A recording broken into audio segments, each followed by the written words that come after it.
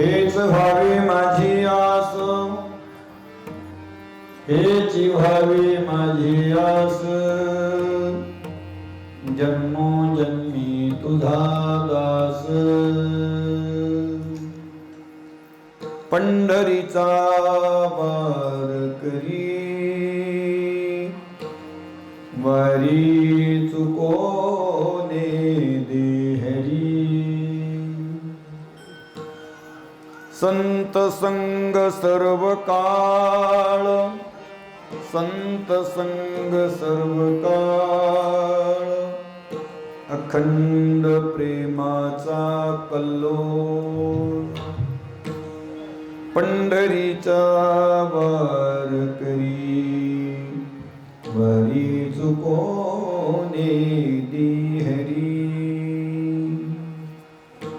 चंद्रभागे स्नान, चंद्रभागे स्नान, तुका मागे हेची दान. पंढरीचा वारकरी वारी चुकोने देहरी. विठ्ठल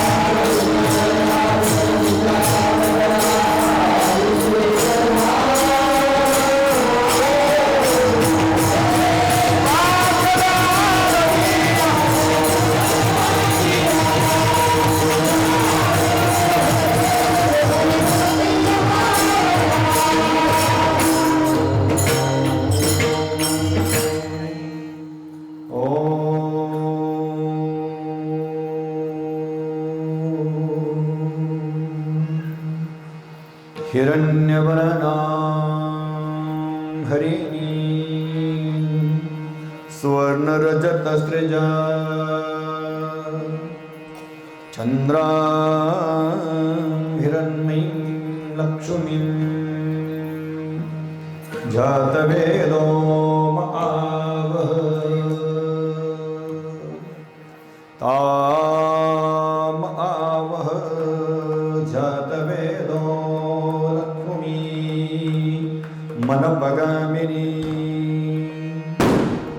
यस्यां हिरण्यं विन्देयं गामश्वं पुरुषानहम्.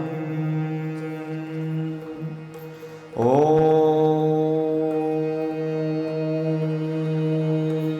शान्ति शान्ति शान्ति.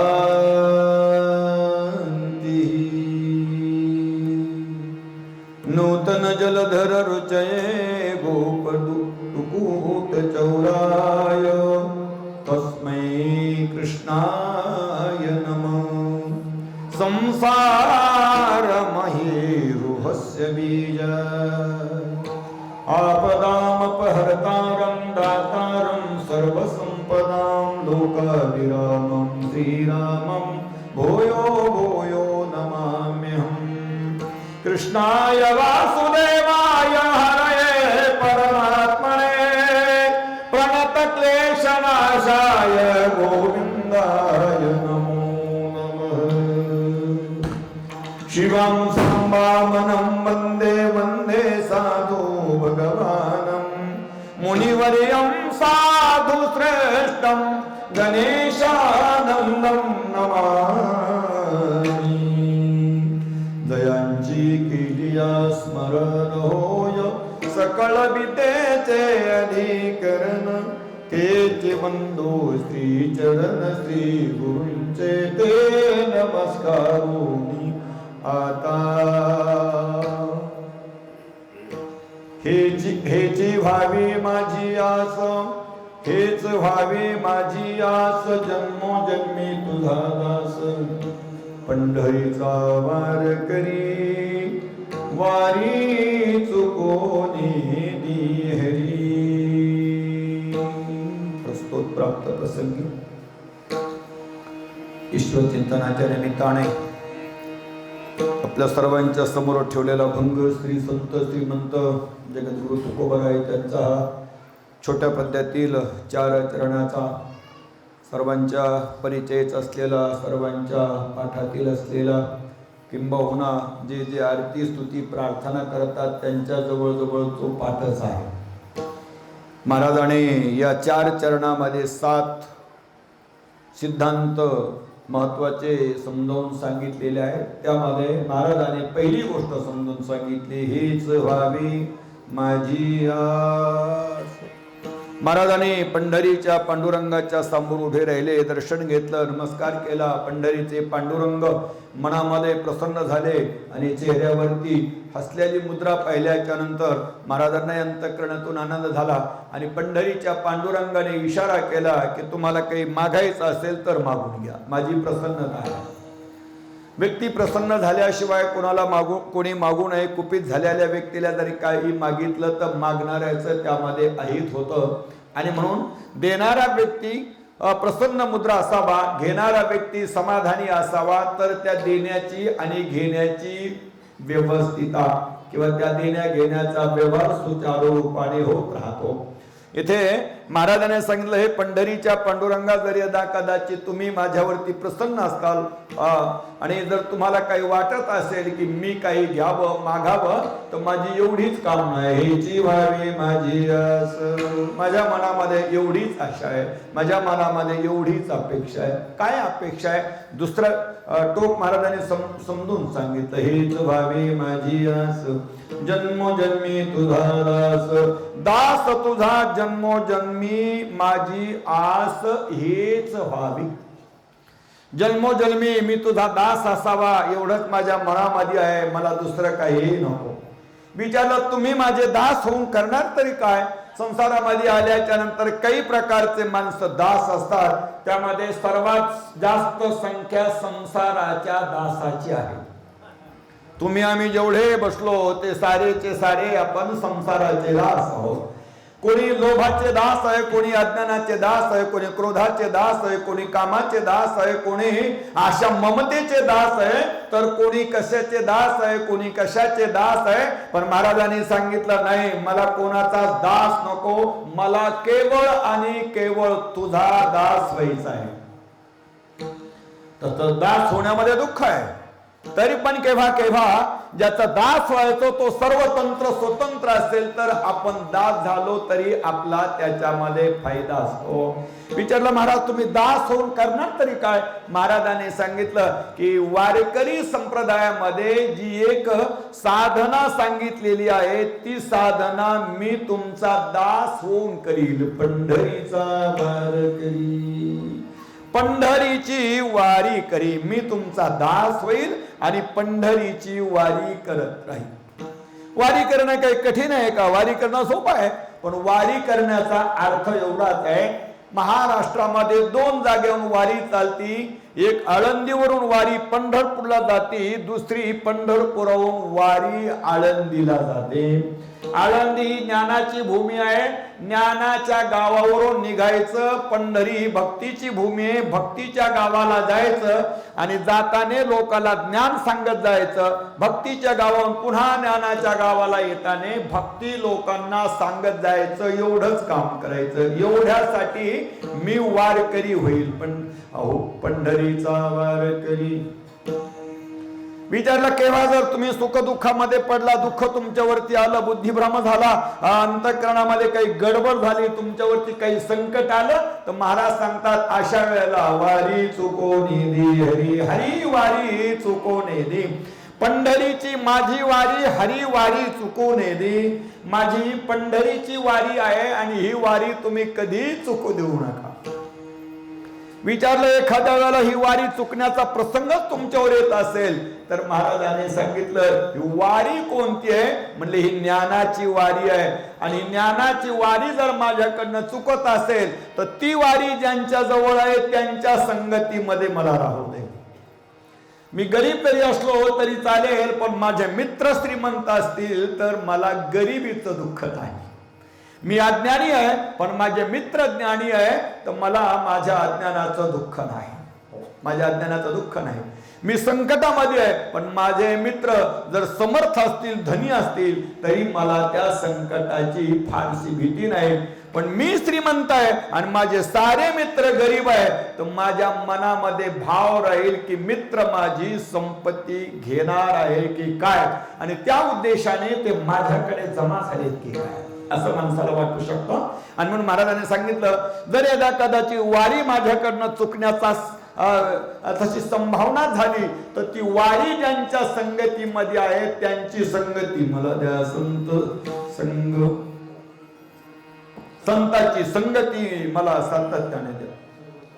सर्व काळ संत संगती, साधूची संगती, संतांची संगती, योगी ज्ञानी जपी तपी या सर्वांच्या संगती मला राहू दे. का की जर यदा कदाचित माझ्या कर्तव्य कर्मामध्ये एखादा दोष आला आणि तो दोष जर मला साधनेतून बाजूला घेऊन जाऊ पाहत असेल तर संत संगतीमुळे दोष कमी होईल आणि माझी साधना सातत्याने चालत राहील. संत संगती सदा, साधू संतांची संगती मला नेहमी का. संत संग सर्व काळ अखंड प्रेमाचा कल्लोळ. काही लोक साधूच्या संगतीमध्ये राहतात, संतांच्या संगतीमध्ये राहतात पण त्यांच्याकडे प्रेम नाही. तुमच्यापैकी अर्धे लोक संसाराच्या संगतीमध्ये आहे पण तुमच्याकडे प्रेम नाही. तुमच्यापैकी 90% लोक प्रपंचामध्ये राहतात, कुटुंबामध्ये राहतात पण कुटुंबाबद्दल प्रेम नाही. आणि प्रेम नसेल तर माणसाचं जगणं वाळवंट, तापलेल्या वाळवंटामध्ये राहण्यासारखं आहे. प्रेम नसेल तर जंगलातल्या वाळलेल्या झाडामध्ये राहण्यासारखं आहे. प्रेम नसेल तर जंगलाला आग लागलेल्या जंगलामध्ये राहणं जसं आहे तसं प्रेम विरहित व्यक्ती जीवन जगत असेल तर त्याचं तसं राहणे. अखंड प्रेमाचा आणि मला सातत्याने माझ्यासाठी प्रेमाचा ओघ तुम्ही असा सातत्याने चालू राहू द्या. विचारलं महाराज एखाद्या वेळेला आणखीन तुम्हाला काही मागायचंय का. महाराजांनी सांगितलं आणखीन एक गोष्ट मला हवी आहे. चंद्रभागे स्नान तुका मागे हेची दान. चंद्रभागेचं स्नान मला सातत्याने मिळू द्या. चंद्रभागा शब्दाचा अर्थ ज्ञान, ज्ञानाचं स्नान मला सातत्याने राहू द्या. वैराग्याची उष्णता माझ्यामध्ये सातत्याने राहू द्या.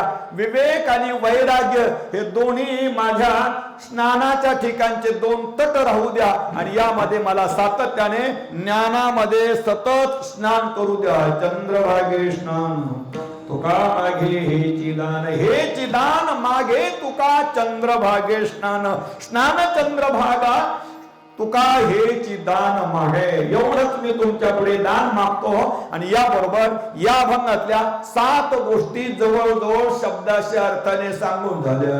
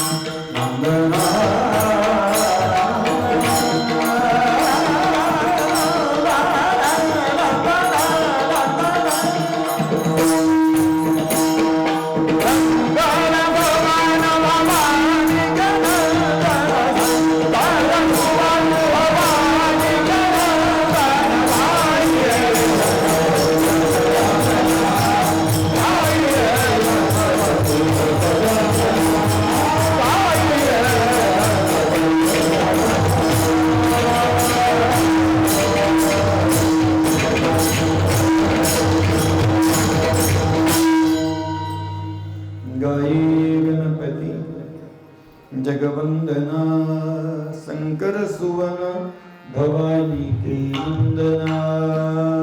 2 मिनिटाचा परिहार करायचा. सालाबादाप्रमाणे 55 वर्षापासून चालत असलेला हा शारदीय नवरात्र महोत्सव याही वर्षी मोठ्या थाटामाटामध्ये प्रारंभ झालेला आहे, आरंभ झालेला आहे. आणि या सप्ताहातील नवरात्र उत्सवातील आजचं हे संध्याकाळचं शेवटचं कीर्तन आहे. आपली सर्वांची उपस्थिती आहे, संत महंतांची मोठी उपस्थिती आहे. नरेदा कदाचित तुम्हाला कोणी विचारलं की इंदुवाशिनी गडाची काय प्रगती आहे,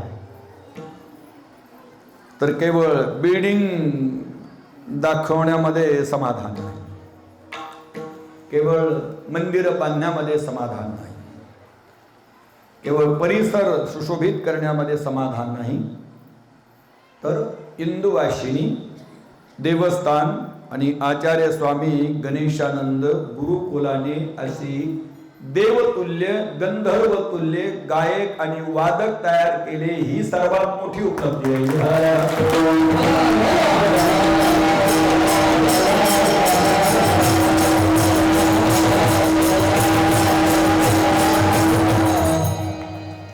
संसारामध्ये आल्याच्या नंतर प्रत्येक व्यक्तीचं आपलं वेगळं वेगळं उद्देश असतो आणि त्या उद्देशाची पूर्ती करण्यासाठी तो आपलं जीवन समर्पण करत राहतो.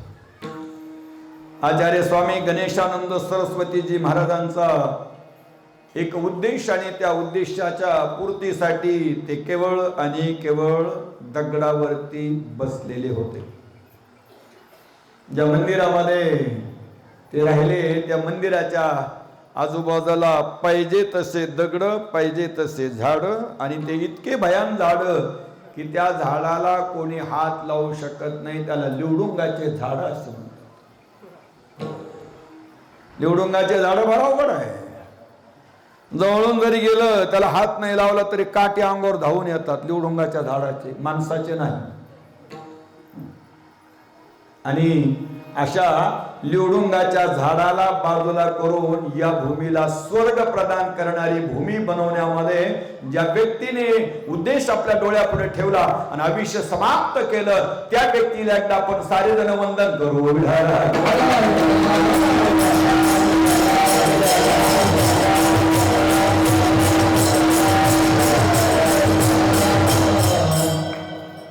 जीवनामध्ये आल्याच्या नंतर बाकी तुम्ही काही करा अथवा नका करू, पण तुम्ही तुमची कथा समाजाला सांगत जा. आपली कथा आपण समाजामध्ये मांडीत जा, लोकांची कथा आपण श्रवण करीत जा. पण तुमची कथा तुम्ही समाजाला सांगायला गेला तर तुमची कथा केवळ आणि केवळ दुःख आणि व्यथेने भरलेली आहे. दुसऱ्याची कथा ऐकायला गेला तर ती कथा सुद्धा तशीच भरलेली आहे. म्हणून या संसारामध्ये 3 व्यक्तीची कथा अत्यंत पवित्र आहे, अत्यंत चांगली आहे. आणि ती 3 व्यक्ती अशा आहे, एक आहे धर्माची कथा, दुसरी आहे शास्त्राची कथा आणि तिसरी आहे देवाची कथा.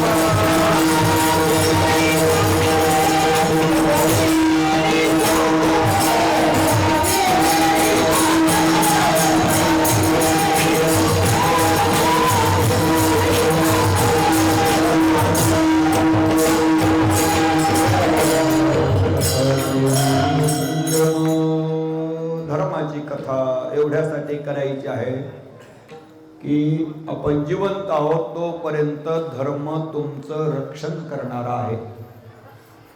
मृत झाल्याच्या नंतर धर्म तुमचं रक्षण करणारा आहे. मेल्याच्या नंतर परमेश्वरापर्यंत धर्म तुम्हाला घेऊन जाणार आहे. जरा पुढचे 2 वाक्य सांगतो. तुम्ही धर्माने वागलात तर परमात्मा तुमचं रक्षण करण्यासाठी राहील. उदाहरण पांडवांचं आहे. पांडव धर्माने वागत होते म्हणून भगवान परमात्मा त्यांच्या बरोबर राहिले आणि त्यांनी त्यांचं रक्षण करण्याचा प्रयत्न केला.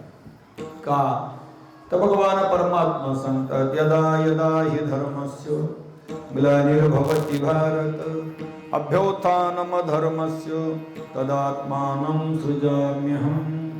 भगवान परमात्मा केवळ आणि धर्माचं रक्षण करण्यासाठी अवतार तुम्हा धराया कारण. भगवान परमात्मा केवळ आणि केवळ धर्माचं रक्षण करतो. धर्मो रक्षति रक्षितः. आणि म्हणून अशा धर्माची कथा एका व्यक्तीने गायलेली आहे. त्यांचं नाव आहे जयमिनी.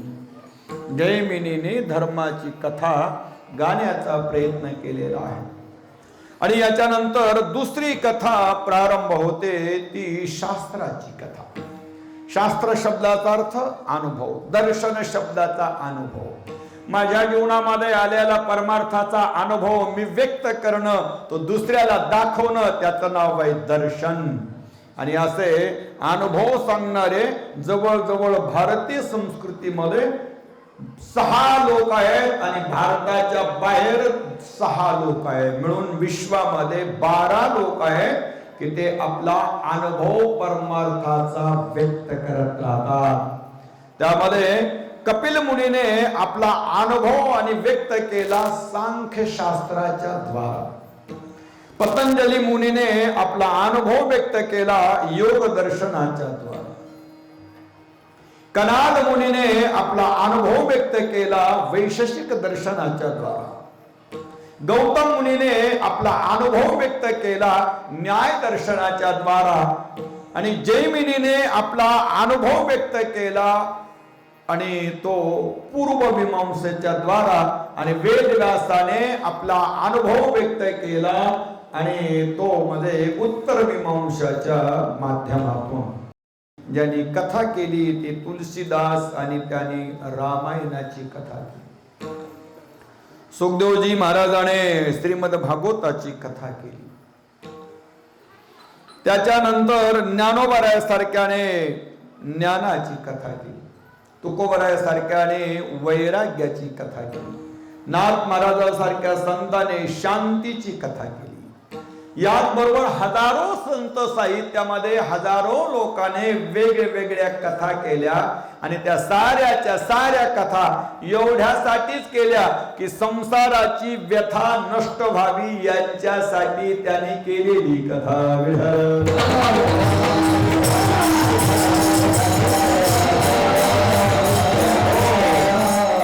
कथा जेव्हा मनुष्य करतो, कथा शब्दाचा अर्थ साधना. जेव्हा व्यक्ती एखादं काम करत राहतो त्या कामाच्या घाई गर्दीमध्ये त्याची साधना नष्ट होऊ नये.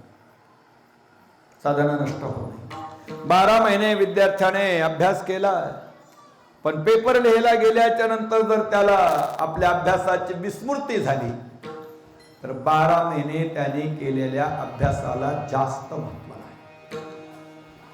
केव्हा केव्हा माणसं विसरून जातात. आपण श्रीमंत झालो तर गरीबाला विसरून जातात. केव्हा केव्हा आपण एखादे अधिकारी झालो तर आपण आपल्या मित्राला विसरून जातो. केव्हा केव्हा शहाणे माणसं समाजामध्ये आपल्या आई वडिलाला विसरून जातात. केव्हा केव्हा काही सज्जन पुरुष आपल्या परिवाराला विसरून जातात. का की त्यांच्याकडे साधनेतला दोष उभा राहिलेला आहे. रस्त्याने चालता चालता जर पायामध्ये काटा मोडला तर काटा काढण्यासाठी मनुष्य वाकतो आणि वाकल्याच्या नंतर आपल्या बरोबरीचे यात्रेकरू पुढे निघून जातात आणि त्याला दुःख भोगावं लागतं. म्हणून प्रवास चालू असताना पायामध्ये काटा मोडू नये. प्रवास चालू असताना बुद्धीमध्ये भ्रम निर्माण होऊ नये. प्रवास चालू असताना मनामध्ये चंचलता येऊ नये. प्रवास चालू असताना इंद्रियाने सैरावैरा पळू नये. प्रवास चालू असताना शरीराने अस्तव्यस्त होऊ नये. आणि म्हणून शरीराने अस्तव्यस्त होऊ नये, मनाने चंचल होऊ नये, चित्ताने चांचल्य दाखवू नये, बुद्धीने आणि भ्रम निर्माण करू नये. याच्यासाठी साधकाला आपली साधना सातत्याने करावं लागत असते.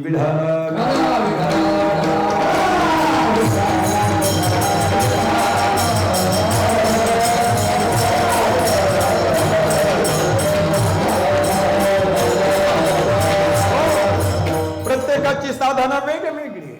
जैन पंथामध्ये गेला तर साधना वेगळी आहे, मानवभाव पंथात गेला तर साधना वेगळी आहे, गौतम बुद्धामध्ये गेला तर साधना वेगळी आहे, इस्लाम मध्ये गेला तर साधना वेगळी आहे, यहुदीमध्ये गेला तर साधना वेगळी आहे, ख्रिश्चन मध्ये गेला साधना वेगळी आहे, वारकऱ्यामध्ये आला तर साधना वेगळी आहे, संन्यासामध्ये गेला तर साधना वेगळी आहे, रामानंद मध्ये गेला तर साधना वेगळी आहे. प्रत्येक संप्रदायाची साधना वेगळी वेगळी आहे. पण वारकऱ्यामध्ये आल्याच्या नंतर वारकऱ्याची एकच साधना आहे आणि ती साधना म्हणजे सातत्याने वारी करत राहणं, एवढी साधना.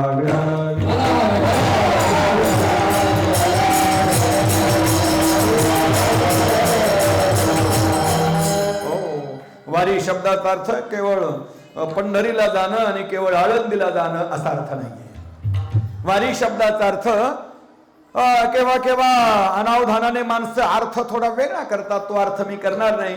इथे वारीकरी शब्दाचा अर्थ सातत्याने आपला प्रवास चालू ठेवणे आणि प्रवास चुकीच्या दिशेला जाऊ नये. महाराष्ट्रामध्ये काही प्रकारचे देवस्थान आहे, पण वाऱ्या मात्र फार कमी देवाच्या केल्या जातात. नाथ महाराजांची वारी केली जाते, पण वर्षातून एकदा केली जाते. तुकोबरायची वारी केली जाते, वर्षातून एकदा केली जाते.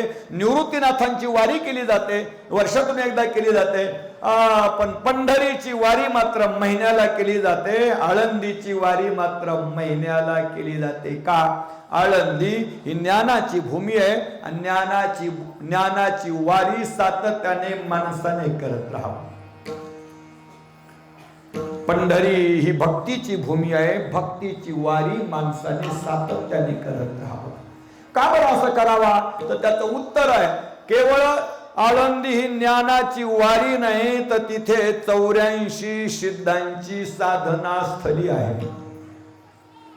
संसारामध्ये दुःखी झालेल्या व्यक्तीला समाधानासाठी आळंदीमध्ये यावं लागतं. तुम्ही आम्ही येताल याची विशेषता नाही, चांगदेवा सारख्यांना तिथे यावं लागतं. तुम्ही आम्ही तिथे येताल याच्यात विशेष नाही, धरणे करायला तिथे यावं लागतं. तुम्ही आम्ही येताल हे विशेष नाही, पंढरीच्या पांडुरंगाला सुद्धा सुख समाधान शांती मिळण्यासाठी आळंदीमध्ये यावं लागते.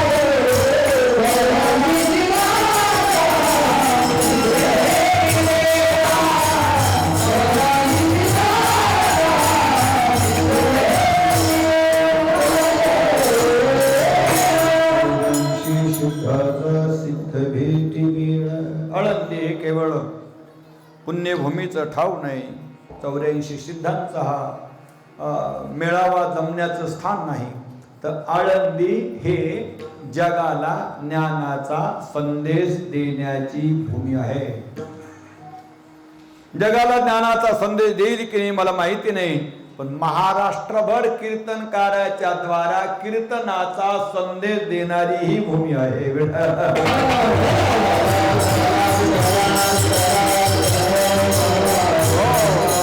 आणि अशा ज्ञानाच्या भूमीवरून साधक जेव्हा भक्तीच्या गावाकडे जातो तेव्हा तो जो भेटेल त्याला सांगण्याचा प्रयत्न करतो.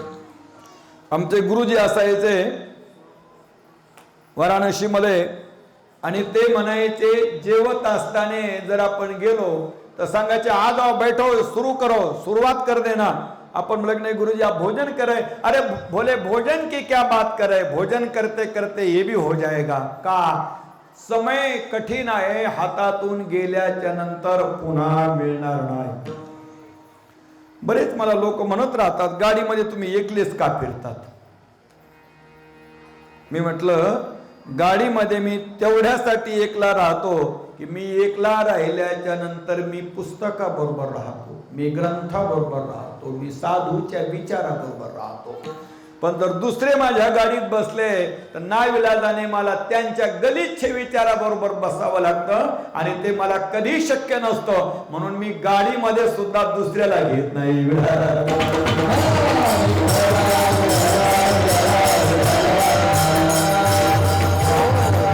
अरे म्हणून चांगल्या ज्ञानाच्या मार्गाने साधक जात असतो, तो जात असतो तो भक्तीच्या गावाला. जो भेटेल त्याला सांगत असतो, पण जेव्हा कोणीच भेटणार नाही तेव्हा तो स्वतःच्या महिमेमध्येच आपलं काही गुणगुणत राहतो, आणि आपल्या गुणगुणण्याने त्यांनी समाजाला सुख समाधान आनंद देतो.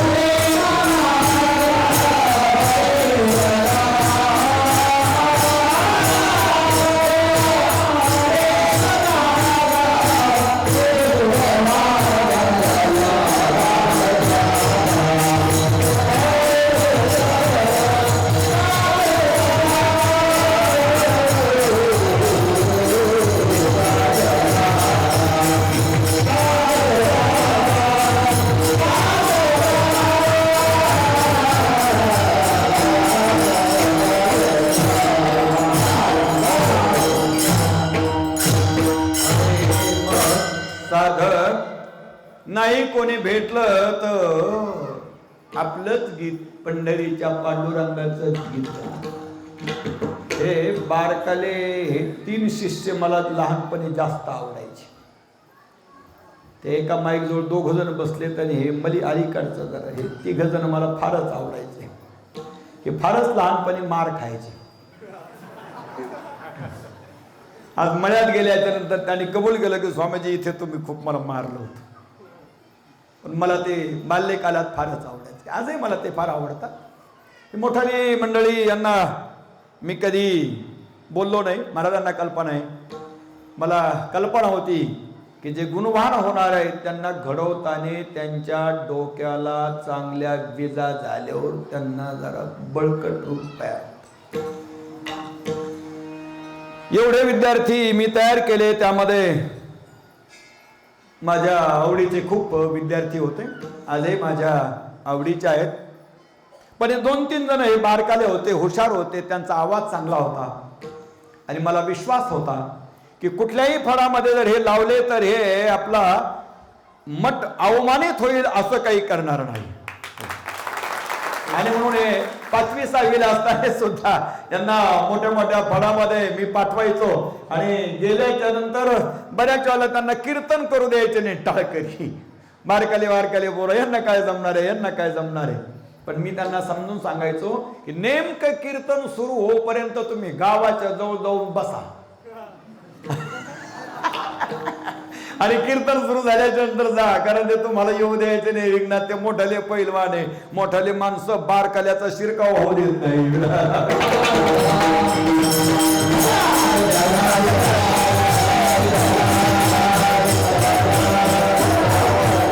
आणि एकदा पंढरपुरामध्ये आल्याच्या नंतर पंढरपुराची नेमावली चंद्रभागे स्नान विधितो हरिकथा तेने सदा चित्ता समाधान घालील लोटांगण महाद्वारी. कान धरून या नाचे गरुड पारी, कान धरून गरुडाच्या पारावरती नाचायचं, दिंडी प्रदक्षिणा करायची, जो भेटेल त्याला नमस्कार करायचा आणि याच साधनेने अहंकाराला पराजित करायचा आहे.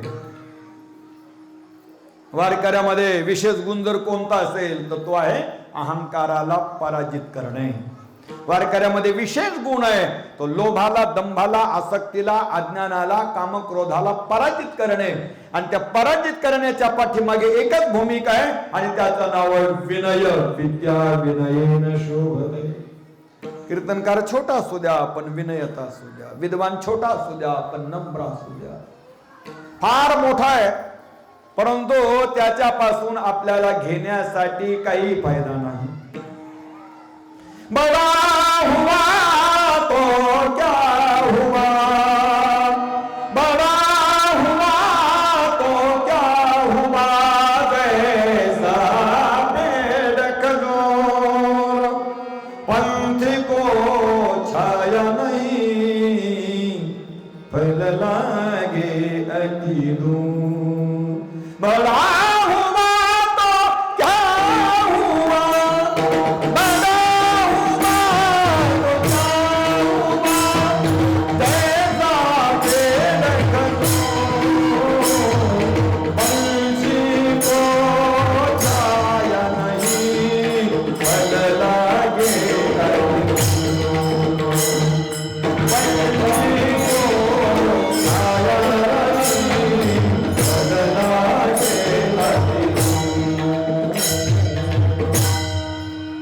मोठा झाला तर त्याचा काही फायदा नाही.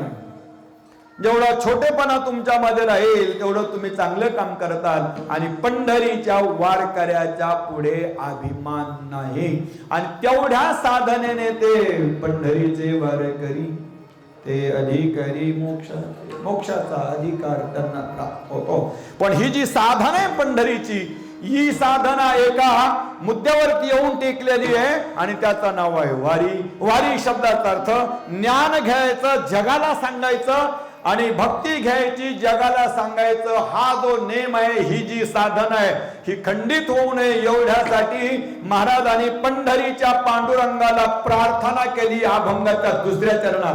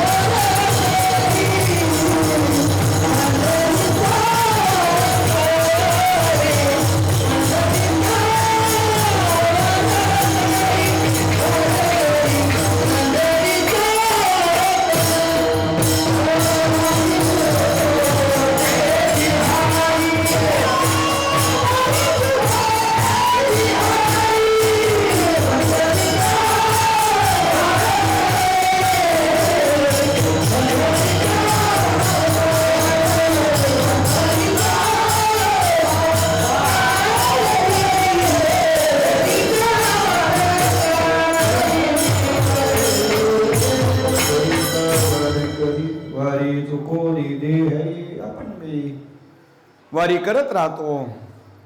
आपण बी गावात जातो, चहा पितो, आपण दुकानात जातो, वस्तू आणतो, आपण तिकडे जातो, ते आणतो, आपण तिकडे जातो, ते खातो, आपण वारी करतो. पण आपल्या वारीला काही महत्व नाही. बरेच जण शाळेची वारी करतात पण कधीच चांगल्या मार्काने पास होत नाही. गुरुजीच्या जीवावर जगून राहतात. गुरुजी केव्हा लिहून देतील आणि मी केव्हा पास होईल. वारी करतात ते बी. बऱ्याच लोकांनी वाऱ्या केल्या पण नोकरीपर्यंत गेले नाही. कारण का की त्यांच्या वारीमध्ये त्यांनी ज्ञानाची वारी कधी केली नाही आणि कर्तव्य कर्माच्या गावाला कधी गेले नाही. ज्यांच्या जीवनामध्ये ज्ञानाची वारी कर्तव्य कर्माच्या गावापर्यंत गेली नाही असे माणसं फक्त डिग्र्या घेऊन बसले. त्या डिग्रीचा काही फायदा झाला नाही. वारी केली, आयुष्य घालवलं त्यांनी, पण त्या वारीची दिशा त्यांची चांगली नव्हती. आणि म्हणून महाराष्ट्रातली जनता ज्ञानाची वारी करते, कर्तव्य कर्माच्या गावापर्यंत जाते आणि कर्तव्य कर्माच्या गावापर्यंत गेल्याच्या नंतर पुन्हा त्या कर्तव्य कर्माने अंतःकरण पवित्र करते आणि सरळ पंढरीच्या पांडुरंगाच्या दारापर्यंत जाते. आणि एकदा का पंढरीच्या दारात पोहोचले की देवाला प्रार्थना करत राहतात की माझ्या जीवनातली एवढीच अपेक्षा, ती अपेक्षा भंगाच्या पहिल्या चरणात आहे.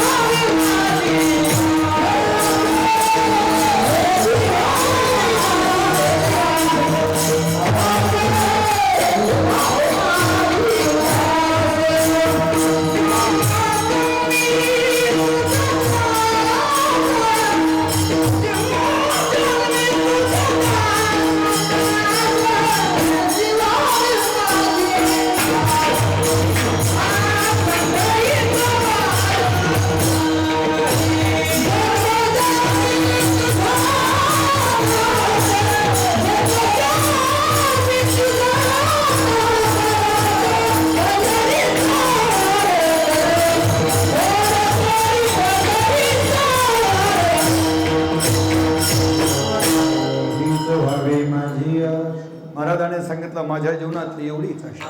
मला वाटतं तुम्हाला जर मी विचारलं की तुमच्या जीवनातली काय अपेक्षा आहे तर तुमचं उत्तर काय राहील? बहुतेकांचं उत्तर राहील की मला पैसे मिळावे फुकटचे, मला घरदार मिळावं, सरकारने बांधून द्यावं, माझ्या दारामध्ये रस्ता करून द्यावा, मला लाईट फुकटची द्यावी, माझ्यासाठी अन्नही 2 रुपये किलो द्यावं आणि खर्चायला पैसे नसले तर अधूनमधून पुढाऱ्याने मला द्यावे. आता ही अपेक्षा चांगली आहे का वाईट आहे? हा, भयान वाईट आहे, भयान वाईट आहे. अशी अपेक्षा जर जिंदगीभर तुम्ही बाळगली तर तुम्ही कधी दारिद्र्यातून वर येणार नाही, गुलामीतून तुम्ही कधी वर येणार नाही. जर यदा कदाचित तुम्हाला दारिद्र्यातून वर यायचं असेल तर तुम्ही 2 गोष्टीची वारी करा. एक ज्ञानाची वारी करा आणि दुसरी कर्तव्य कर्माची वारी करा. याच्यापेक्षा दुसऱ्या वाऱ्या करू नका. लोकांची टीका टिप्पणी करण्यामध्ये जिंदगी बर्बाद करू नका. मनुष्य शरीर चांगलं मिळालं, घोडभर दारू पिऊन गटारामध्ये पडू नका. आणि जर तुम्ही हे केलं तर जीवनाचं सार तुम्हाला 7 जन्मापर्यंत कळणार नाही. 7 जन्मापर्यंत जीवनाचं सार कळणार नाही. म्हणून जीवनामध्ये आलात तर 2 गोष्टीची वारी करा. ज्ञानाची वारी कर्तव्य कर्मापर्यंत न्या, कर्तव्य कर्माला ज्ञानापर्यंत घेऊन जा. आणि वेळ प्रसंग आला, देव जर मध्ये तुम्हाला भेटला तर त्याला पुन्हा प्रार्थना करा, ही जी व्हावी माझी आस, आयुष्यभर मला एवढंच करू द्या, त्याच्यासाठी जन्मोजन्मी तुझा दास. संसारामध्ये माणसं बरेच वेगवेगळ्या प्रकारचे दास झाले. कोणी जनावराचा दास, कोणी काही दास, कोणी काही दास, कोणी काही दास, सारे दासच दास. पण दासामध्ये काही फायदा नाही. आपल्यापेक्षा गरीब माणसाची मैत्री केल्याच्या नंतर आपलं भलं कधी होत नाही. आपल्यापेक्षा अडाणी माणसाची मैत्री केल्याच्या नंतर आपलं भलं कधी होत नाही.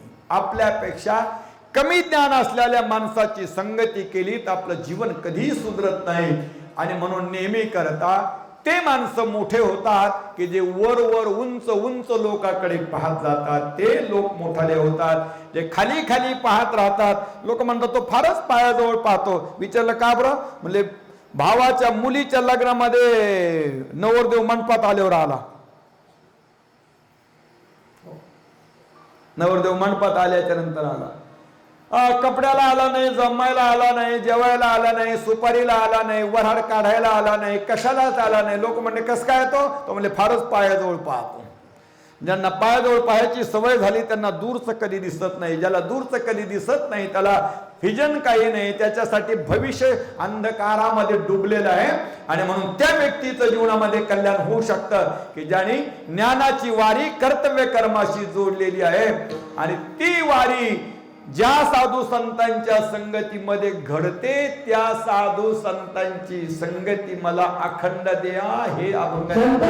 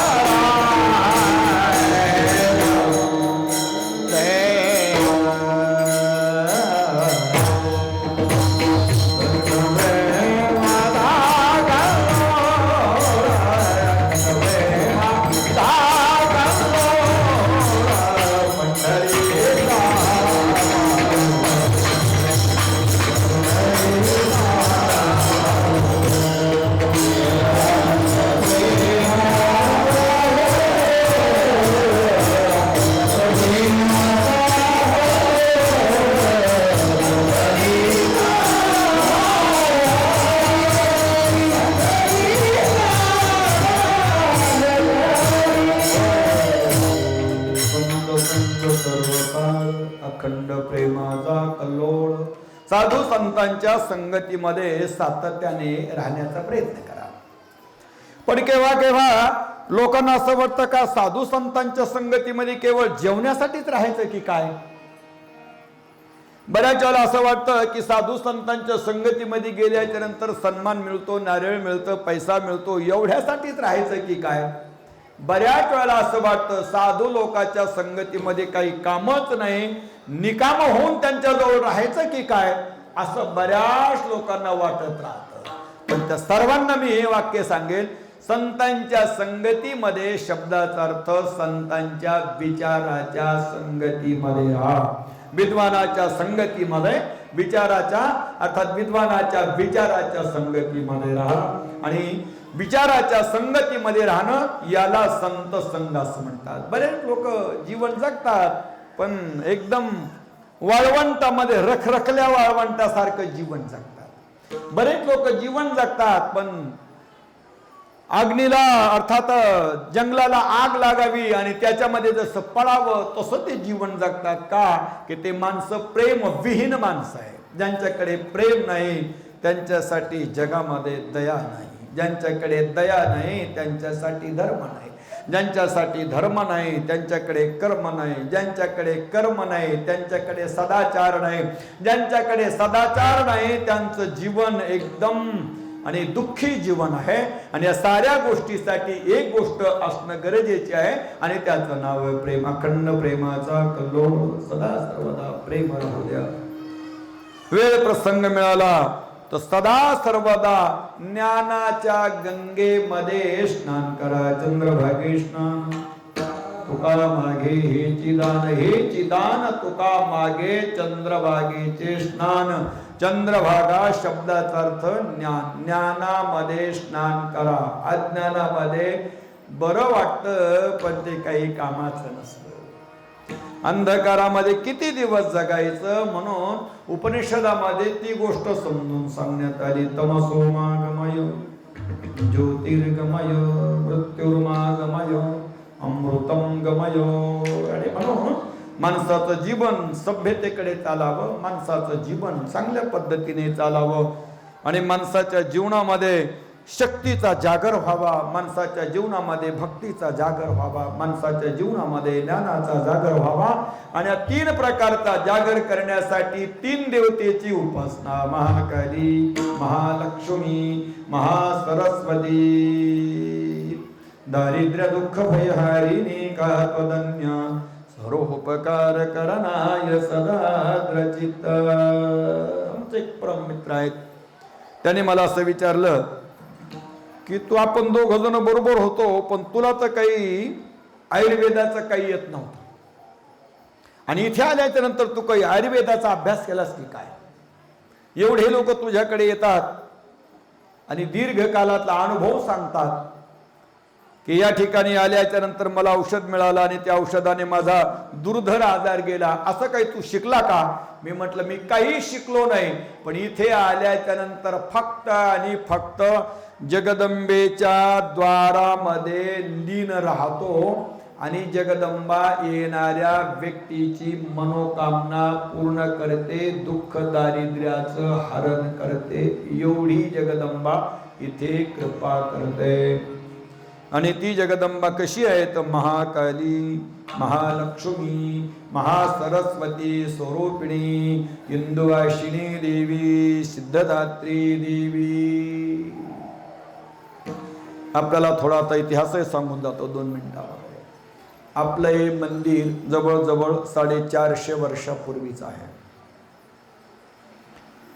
250 वर्षापूर्वी इथे छोटस मंदिर होतं. ते मंदिर बाजूला करून एका सज्जनाने आपल्याला पुत्रप्राप्ती झाली. तो व्यक्ती आपल्याच परिसरातला होता, त्यांचं नाव परदेशी होतं आणि पुत्रप्राप्ती झाली म्हणून त्याने हे आपण जे आता मधी पाडलं ते मंदिर आणि समोरचं जे गोपूर आहे ते त्याने बनवलं. पण त्याला जवळजवळ 200 वर्षापेक्षा जास्त काळ गेलेला आहे. तो परिवार आता इथे नाही. त्या परिवारातले 2-3 वेळेला मला माणसं भेटायला आले. त्यांनी मला विनंती केली की स्वामीजी तुम्ही ते पहिलं मंदिर बाजूला केलं आणि नवीन मंदिर बांधलं, पण केव्हा नवीन मंदिराची चर्चा आल्याच्या नंतर आमच्या परिवाराचं नाव तुम्ही सांगत जा, नाव सांगत जा. आणि म्हणून पहिलं मंदिर, त्याच्यानंतर हे 2रं मंदिर, आता त्याच्यानंतर हे 3रं मंदिर. याच्यामध्ये पहिली छोटीशी मूर्ती होती, दगडाच्या आकाराची मूर्ती. पण ज्या वेळेला हे मंदिर बांधलं, हे मंदिर बांधत असताना हे 16 खांबावरती उभं केलेलं मंदिर आहे. आता बी आपण 16 खांबावरती उभं केलेलं आहे.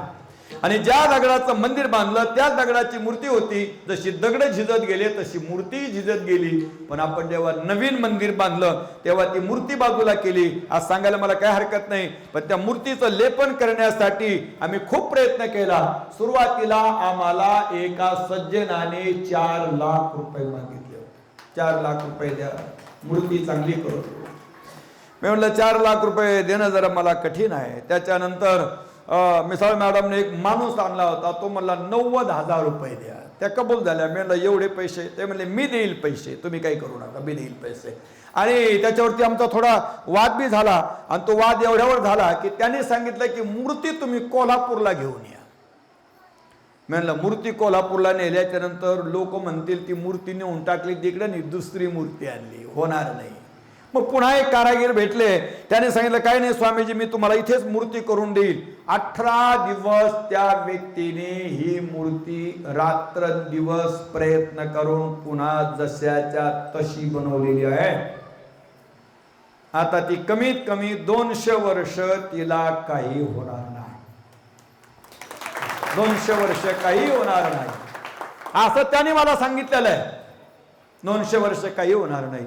200 वर्षाच्या कालखंडामध्ये तुम्ही सर्वांनी माझ्या पश्चात जर या देवस्थानाला आपली आई मानलं तर 200 वर्षाच्या नंतर या ठिकाणी एवढी मोठी प्रगती असेल, एवढी मोठी प्रगती असेल की जगातली यंत्रणा या ठिकाणी येऊन नतमस्तक होईल.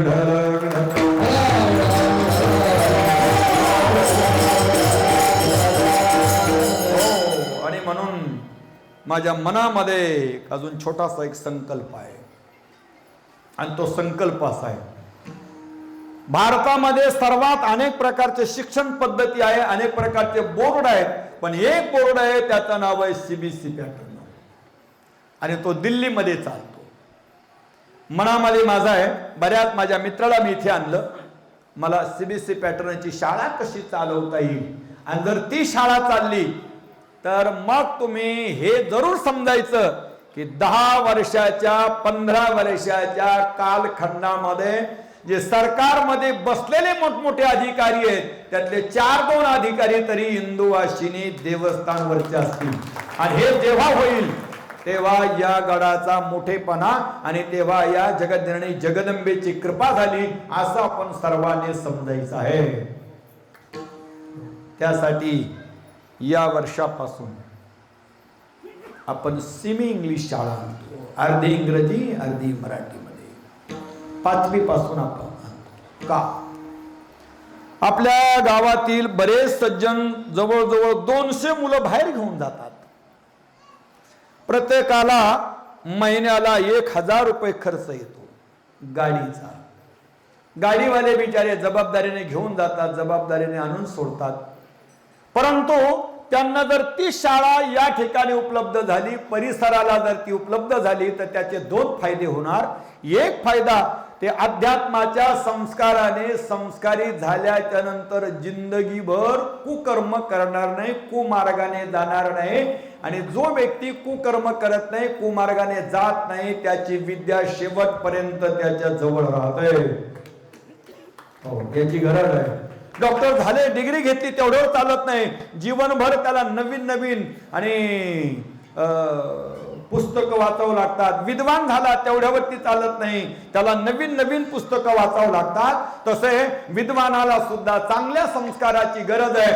ते चांगले संस्कार हिंदुवाशिनी जगदंबा आपल्या सर्वांना दिल्याशिवाय राहणार नाही. पुन्हा एकदा या निमित्ताने आपण सर्व या ठिकाणी आलो. वेळ आपली झालेली. यानंतर छोट्या छोट्या मुलांना या ठिकाणी एक कार्यक्रम सरांच्या वतीने, हुतात्मा देवराव विद्यालयाच्या वतीने या ठिकाणी लेकरांचा कार्यक्रम होणार आहे. म्हणून कीर्तन या ठिकाणी मला लवकर संपवायचं आहे. राहिली विनंती एवढ्यासाठीच आहे की आपण या ठिकाणी असं भव्य दिव्य आणि ध्यान मंदिर बनवणार आहोत. भव्य दिव्य ध्यान मंदिर. एवढं मोठं ध्यान मंदिर असेल ते की तुम्हाला महाराष्ट्रातल्या कान्याकोपऱ्यातून पिंपळण्याच्या गावातल्या लोकांना फोन येईल, होते आम्हाला तिकडे ध्यानासाठी यायचंय. ते स्वामीजींचं काही फोन लागत नाही, त्यांचा आमचा काही परिचय नाहीत आणि तुमचा माझा परिचय, पण आमच्या नावाची नोंदणी करा, आमच्या नावाची नोंदणी करा. हे जेव्हा तुम्हाला फोन येईल तेव्हा तुम्ही अंतःकरणामध्ये प्रसन्न व्हा आणि देवस्थानाचा चांगला मेसेज बाहेर जाईन समाजामध्ये. एवढं जरी तुम्ही केलं तरी मला असं वाटतं तुम्ही या देवस्थानी भरपूर काही चांगलं केलं.